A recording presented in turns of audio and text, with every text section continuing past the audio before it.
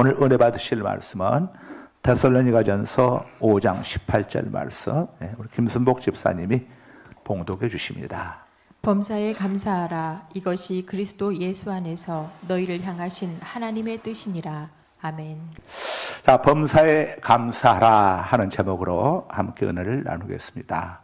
오늘은 2024년도 추수감사절입니다. 한 해 동안 베풀어 주신 하나님의 은혜에 감사드리는 감사절이죠.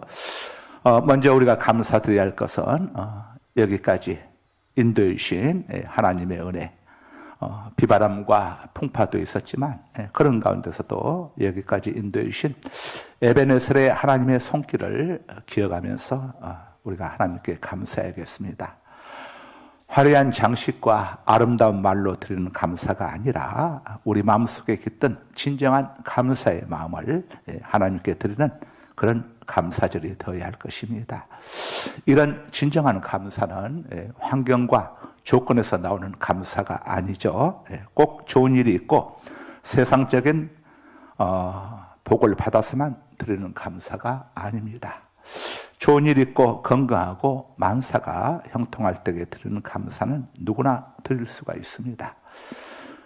그렇지만 삶에 아픔이 있고 고난이 있고 좌절이 있음에도 불구하고 드리는 감사가 우리가 드려야 할 진정한 감사가 되는 줄로 믿습니다. 성경은 우리에게 범사에 감사라고 이렇게 명령형으로 말씀을 하고 있습니다. 이 범사 한자로는 무릇범자의 일사자, 모든 일을 범사라고 한자로는 이렇게 이야기하는데 헬라어 언어적 의미는 모든 일에 뿐만이 아니라 언제든지 그리고 어떠한 상황에서도 라고 하는 의미를 담고 있습니다. 그러니까 범사에 감사라는 것은 모든 일에 대해서 지금 현재 일의 결과가 좋든 좋지 않든 상관없이 모든 일에 대해서 또 언제든지 그리고 어떠한 상황에서도 감사라는 이런 의미가 되는 겁니다. 이러한 감사는 하나님의 선하심을 깊이 깨달을 때에만 비로소 드릴 수 있는 그런 감사가 되는 겁니다. 하나님의 선하심을 바르게 알지 못한다면, 깨달음이 없다면 우리는 매 순간 어려움을 만날 때마다 하나님을 의심하고 원망하고 불평을 늘어놓을 수밖에 없습니다. 출애굽 이후 시내 광야에서 40년간 머물렀던 이스라엘 백성들은 어려움을 만날 때마다 하나님께 원망 불평을 했는데 그것은 그들이 하나님이 어떤 분이신지에 대한 깊은 성찰이 없었기 때문이었습니다.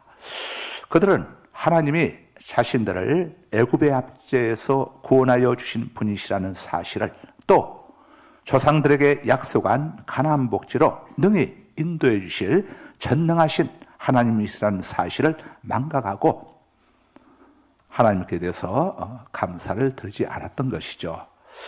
우리가 범사에 감사하는 삶을 살기 위해서는 하나님께 대해서 바르게 알아야 합니다. 바른 신관을 가져야 하는 것이죠. 창세기에 보면 요셉은 참으로 기구한 그런 고난의 세월을 겪었습니다. 피를 나눈 이복 형제들에 의해서 노예로 팔려갔고 또 노예로 팔려가는 곳에서 충성을 다했는데 여주인의 음해 때문에 억울한 옥살이까지 살아야 했습니다. 이 정도면 엄청난 정신적 충격을 받을 수 있습니다. 그런데 요셉은 그 모든 환경에 지배당하지 않았습니다. 오히려 감당할 수 없는 환경을 통해 자신의 신앙 성숙과 인격적인 성숙을 함께 이루어냈습니다. 그 비결이 무엇이었겠습니까? 하나님께 대한 바른 믿음, 바른 신관을 품고 있었기 때문입니다. 그렇다면 요셉이 하나님께 대해 지닌 바른 믿음, 바른 신관은 도대체 어떤 믿음이었겠습니까? 첫째로 하나님은 절대 실수하지 않으시는 분이시다고 하는 믿음을 요셉은 품고 있었습니다. 요셉이 17살 되던 이복 형들에 의해서 은 20냥의 인신매매를 당했습니다. 애굽으로 끌려온 요셉은 애굽 왕의 친위대장, 요즘으로 말하면 경호실장인 보디발 집에 노예로 종으로 팔렸습니다. 요셉은 보디발 집에서 종살이 하면서도 아주 씩씩하게 맡은 일들을 다른 종들보다 탁월하게 잘했습니다. 그래서 보디발에게 인정을 받아가지고 다른 종들을 이렇게 다스릴 수 있는 가정충으로 발탁이 되었습니다. 요셉은 환경에 지배당하지 않는 삶을 살았음을 우리에게 보여주고 있는 것입니다. 만약에 요셉이 형님들에게 은 20냥에 팔린 그 트라우마에 갇혀 있었고 내가 왜 이곳에서 종살을 해야 하느냐는 이런 부정적인 생각에 사로잡혀 있었다고 한다면 보디발 집에서 씩씩하게 일을 할 수는 없었을 겁니다. 그런데 요셉은 씩씩하게 일을 열심히 했음을 성경이 우리에게 알려주고 있죠. 이것은 요셉이 환경에도 사람들에게도 지배당하지 않았다고 하는 사실을 우리에게 보여주고 있는 겁니다. 그러다가 요셉에게 흑심을 품었던 여주인의 유혹을 거절함으로 인해 가지고 음해를 또 받게 되죠. 그래서 요셉이 감옥 속에 갇히게 된 신세가 됩니다. 아마 요셉은 상당한 충격을 받았을 법합니다. 하나님 앞에서 범죄하지 않으려고 몸부림을 쳤었는데 주어진 결과는 상이 아니라 감옥행이었기 때문이죠. 정녕 하나님은 살아계시는가? 내 인생은 왜 이렇게 힘이 드는가? 함께 피를 나누는 형님들에게 인신매매를 당하고 그리고 충성을 다한 주인에게 또 이렇게 음해를 당해서 감옥 속까지 내가 들어와야 하다니 내 인생은 왜 이렇게 꼬이는 인생인가? 정녕 하나님은 살아계시는가? 숱한 의심이 들었을 겁니다. 그런데 정작 요셉은 그 참담한 상황 속에서도 낙심하거나 절망하지 않았음을 성경이 우리에게 알려주고 있습니다. 요셉은 감옥 속에서도 불평 원망하지 않았습니다. 그 감옥 속에서 만난 애굽 왕의 술 맡은 관원장과 떡 굽는 관원장을 만나서 그 두 사람을 아주 정성껏 섬겼다고 성경이 우리에게 일러주고 있습니다. 요셉이 환경에 전혀 제한당하지 않는 삶을 살았음을 엿볼 수가 있습니다. 만약에 요셉이 감옥 속에서 나는 이렇게 기구한 인생을 살아야 하는가 하고 낙심, 절망하고 있었다면 술 맡은 관원장, 또 떡 굽는 관원장에게 그들에게 정성을 다해서 섬길 수가 있었겠습니까? 불가능한 일이었겠죠. 그런데 어떻게 요셉은 그런 환경에 제한당하지 않았던 것일까? 그것은 요셉이 자기가 믿고 섬기는 하나님은 절대 실수하지 않으시는 분이심을 굳게 신뢰했다는 것을 우리에게 보여주고 있습니다. 그렇습니다. 요셉처럼 하나님께서 절대 실수하지 않으시는 분이심을 우리가 확신하고 믿을 때에 우리는 어떤 환경 그리고 언제든지 어떤 상황에 대해서도 감사하는 삶을 살 수가 있다는 것을 우리에게 알려주고 있습니다. 다음으로 요셉이 하나님께 대해 지닌 믿음, 신과는 하나님은 결코 해로운 것을 주시는 분이 아니시다는 믿음이었습니다. 여주인의 동침 유혹을 거절했던 요셉에게 주어진 것은 상이 아니라 감옥행이었습니다. 그렇다면 요셉의 감옥행은 요셉에게 해로운 것이었을까요? 아닙니다. 형벌이 아니라 형벌처럼 보이는 하나님의 은혜였습니다. 한번 생각해 보십시다. 요셉의 여주인은 보디발의 아내입니다. 그 당시 그녀의 권세라면 자기의 치부를 폭로할 수도 있는 이 히브리 종인 요셉을 쥐도 새도 모르게 살해야 할 수 있었을 겁니다. 요셉이 감옥 속에 들어간 배후에는 요셉을 사악한 여주인으로부터 보여주시고자 하시는 하나님의 세밀한 배려가 숨어 있었던 겁니다. 그뿐만이 아닙니다. 요셉은 감옥 속에서 애굽의 고위급 인사들인 술 맡은 관원장과 떡 굽는 관원장을 만났고 그들을 통해서 애굽 왕실에 대한 많은 정보를 얻게 됩니다. 히브리 종이 어떻게 애굽 왕실에 대해서 뭘 알겠습니까? 하나님께서는 요셉을 감옥 속에 들여보내서 장차 미래의 애굽 총리 요셉을 만드시기 위해서 그곳에서 술 맡은 관원장, 떡 굽는 관원장을 만나서 요셉이 장차 애굽의 총리로서의 모든 일을 잘 감당해 나갈 수 있도록 특별 훈련을 시킨 특별 훈련의 장소가 바로 감옥이었던 겁니다. 요셉은 그 감옥에서 꿈 해몽에 대한 자신의 은사를 술 맡은 관원장에게 확실히 각인시켜 줍니다. 그로 인해 가지고 만 2년 후에 애굽왕 파로 앞에 불려나가게 되죠. 아무리 요셉이 꿈 해몽에 대한 탁월한 은사가 있었다고 할지라도 요셉을 애굽왕 파로 앞으로 청구해 주는 인맥이 없었다고 한다면은 요셉은 감옥 속에서 그냥 썩고 말았을 것입니다. 그런데 하나님께서는 요셉을 감옥 속으로 인도하셔서 그곳에서 술 맡은 관원장과 만나게 하시고 그 인맥을 통해서 2년 후 애굽왕 파로 앞에 불려나가도록 역사하셨던 것입니다. 그로 인해 감옥 속에 있던 히브리인 종 죄수가 한순간에 애굽의 총리로 발탁되는 상상할 수 없는 엄청난 일이 일어나게 되는 것이죠. 이런 놀라운 일들이 어떻게 우연이겠습니까? 절대 실수하지 않으시고 결코 해로운 것을 주시지 않으시는 하나님의 놀라운 섭리였던 것입니다. 그래서 요셉은 훗날 형님들 앞에서 이렇게 간증을 합니다. 창세기 50장 20절입니다. 당신들은 나를 해하려 하였으나 하나님은 그것을 선으로 바꾸사 오늘과 같이 많은 백성의 생명을 구원하게 하시려 하셨나니. 아멘. 요셉은 하나님은 결코 해로운 것을 주시는 분이 아니심을 믿었습니다. 아니, 해로운 것을 오히려 유익하는 것으로 바꾸어 주시는 전능자 되심을 확신했습니다. 형님들에 대한 요셉의 고백을 좀 더 쉽게 풀어서 이야기하자면 이런 의미가 되는 겁니다. 형님들이 아니었다면 아버지 품속을 벗어나지 못했던 철없는 내가 어떻게 이곳 애굽까지 와서 총리가 될 수 있었겠습니까? 하나님께서 형님들을 통로 삼아서 철없는 저를 이곳 애굽으로 인도해 주셨고 또 훈련의 과정을 통해서 이렇게 총리의 자리까지 오르게 해 주셨습니다. 요셉은 자신이 아는 하나님은 결코 해로운 것을 주시지 않으시는 분이심을 확신했습니다.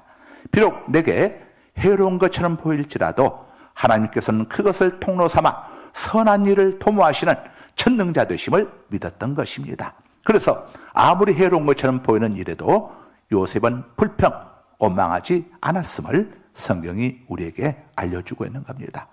여러분, 요셉의 마음과 생각이 얼마나 하나님 보시기에 이쁩니까?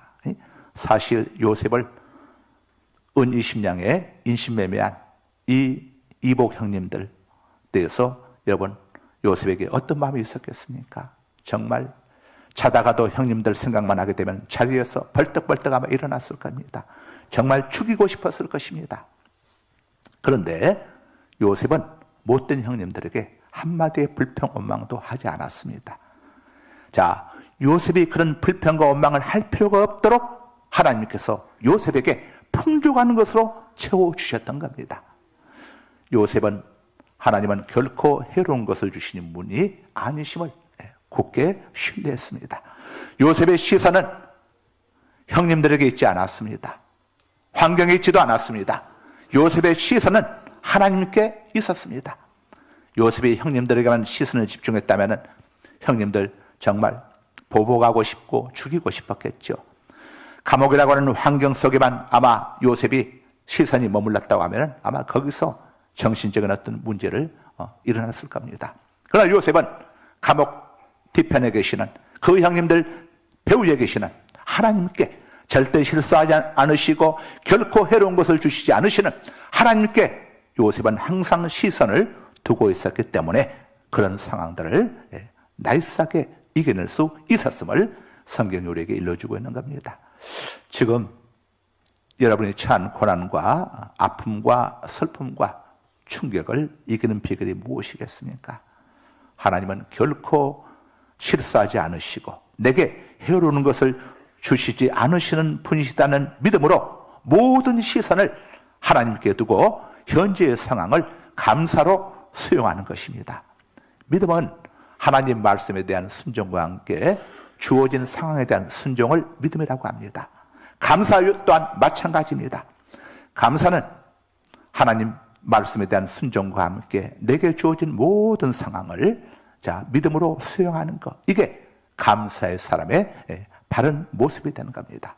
우리가 절대 실수하지 않으시고 결코 나에게 해로운 것을 주시지 않으시는 하나님을 온전히 신뢰한다면 이 모든 상황 배후에 계시는 선하신 하나님을 바라보시면서 우리가 모든 것들을 감사로 수용할 수 있다는 것을 요셉을 통해서 성경이 우리에게 알려주고 있는 겁니다.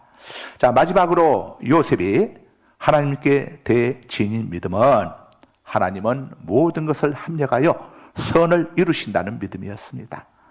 요셉은 문제와 환경만 바라보지 않았습니다. 문제와 환경의 배후에 계시는 하나님의 섭리를 바라보았습니다. 창세기 45장 7절에서 8절입니다. 하나님이 큰 구원으로 당신들의 생명을 보존하고 당신들의 후손을 세상에 두시려고 나를 당신들보다 먼저 보내셨나니 그런즉 나를 이리로 보낸 이는 당신들이 아니요 하나님이시라. 하나님이 나를 바로에게 아버지로 삼으시고 그 온 집의 주로 삼으시며 애굽 온 땅의 통치자로 삼으셨나이다. 아멘. 요셉은 형님들이 자신을 인신매매한 것이 하나님의 섭리였다고 이렇게 고백을 합니다. 형님들이 나를 판 것이 아니고 하나님이 나를 애굽 땅에 보내신 겁니다. 하나님께서 나를 애굽의 총리로 세우시기 위해서 형님들보다 먼저 저를 보내신 겁니다. 하나님께서 나를 애굽의 총리로 세우셔서 형님과 형님들의 가족들, 형수님들과 조카들, 그리고 아버지, 애굽과 온 세상을 구원하시기 위해서 저를 형님들 통로 삼아서 이곳 애굽 땅으로 보내신 겁니다.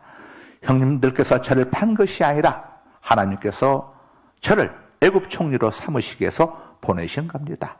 형님들 그 일 때문에 괴로워하지 마십시오라고 이렇게 형님들 이루어 주었던 것이죠.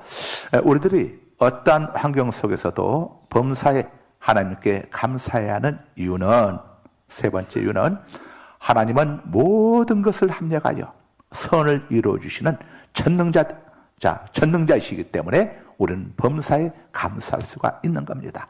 로마서 8장 28절입니다. 우리가 알거니와 하나님을 사랑하는 자 곧 그의 뜻대로 부르심을 입은 자들에게는 모든 것이 합력하여 선을 이루느니라. 아멘. 하나님이 사랑하는 요셉도 피를 나눈 형제들에게 인신매매 당했습니다. 요셉이 믿고 충성했던 여주인의 음해로 감옥에 던져졌습니다.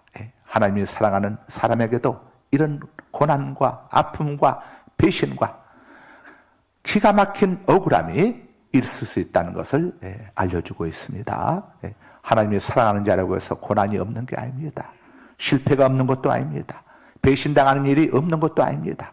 그러나 하나님을 신뢰하고 섬기는 성도에게는 대반전이 있다는 것을 우리는 잊어서는 안 될 것입니다. 감옥 속에 갇히게 된 요셉은 감옥에서 술 맡은 관원장을 만나게 됩니다. 훗날 애굽왕 파라오가 꿈 해몽할 사람을 찾을 때에 왕에게 요셉을 추천해 준 사람이 바로 감옥에서 만난 술 맡은 관원장이었습니다.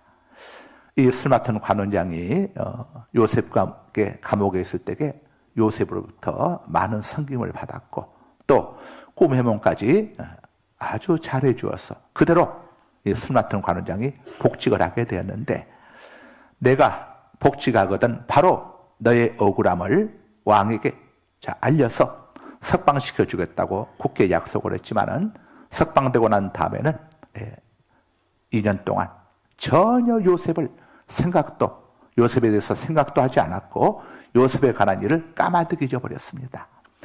요셉의 입장에서는 이제나 저제나 술 맡은 관원장에게서 어떤 소식이 올까 얼마나 학수고대하며 기다렸겠습니까? 그러나 그 술 맡은 관원장의 마음과 생각까지도 하나님의 컨트롤하에 통제하에 있었습니다. 만일 왕이 요셉을 찾기 이전에 술 맡은 관원장이 자기 어떤 개인적인 호의나 선으로 요셉을 감옥에서 내보냈다고 생각해 보십시다. 요셉이 어떻게 됐겠습니까?